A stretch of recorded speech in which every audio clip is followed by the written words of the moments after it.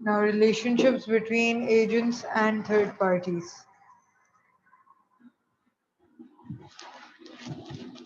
If an agent enters into a contract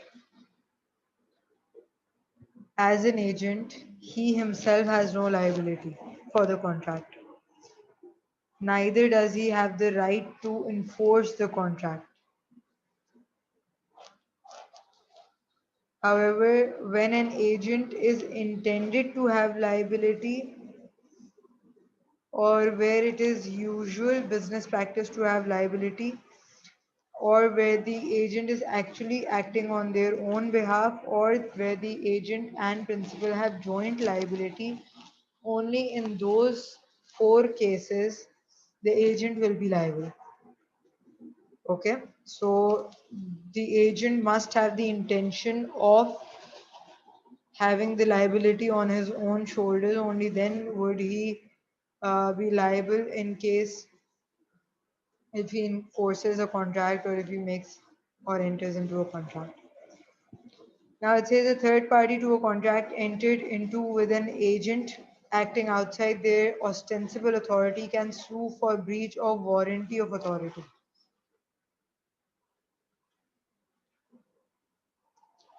They are saying that a third party can sue um, the agent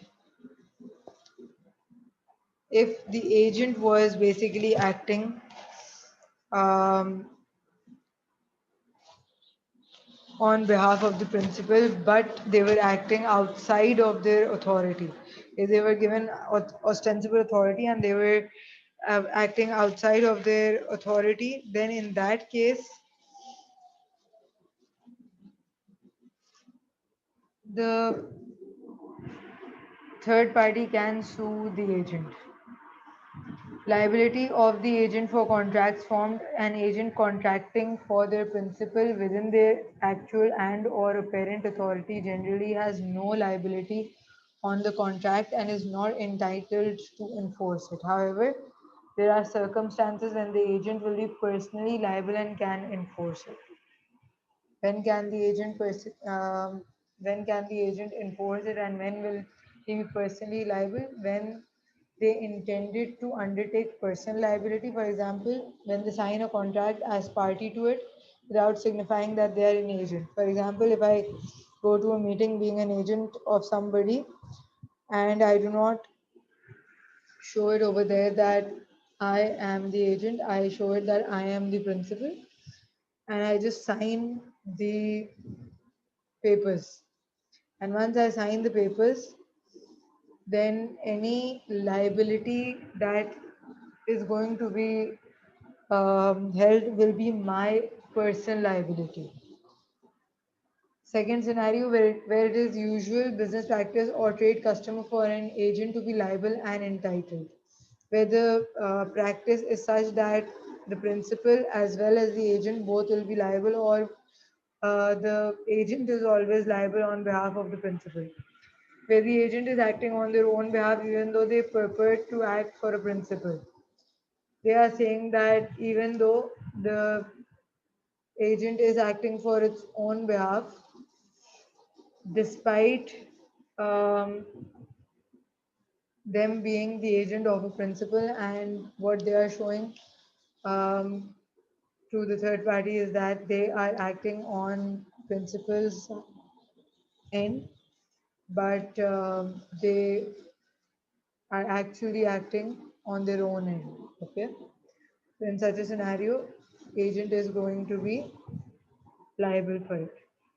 Breach of warranty of authority. An agent who exceeds their authority will generally have no liability to their principal, since the latter will not be bound by the unauthorized contract made for him. What does that mean? This means that if an agent acts on behalf of a principal, in such a scenario, the principal will not be liable for any decision that the um agent takes on his behalf. Why? Because this was an unauthorized contract, and if the principal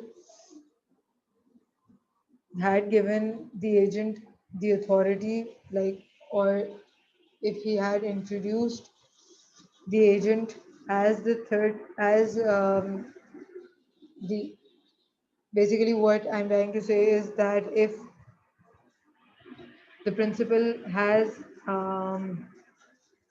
introduced you with the third party as an agent, that does not necessarily mean that you have the authority to sign contracts on behalf of the principal now. If he has not given you that authority, then any decision, any contract that you make with him or with a third party is going to be void.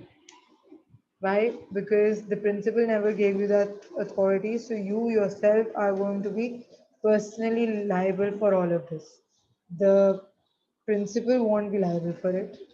Okay?